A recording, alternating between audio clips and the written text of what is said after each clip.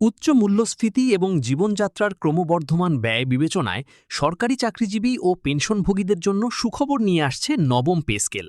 জাতীয় বেতন কমিশনের প্রাথমিক সুপারিশে বেতন বৃদ্ধির পাশাপাশি বিভিন্ন ভাতাও ও পেনশন কাঠামোতে বড় ধরনের পরিবর্তনের প্রস্তাব করা হয়েছে।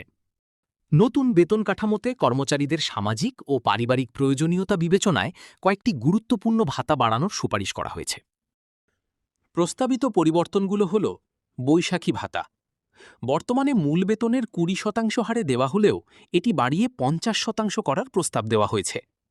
টিফিন ভাতা 11 থেকে 20তম গ্রেডের কর্মচারীদের জন্য বর্তমানের 200 টাকা ভাতা বাড়িয়ে 1000 টাকা করার সুপারিশ করা হয়েছে।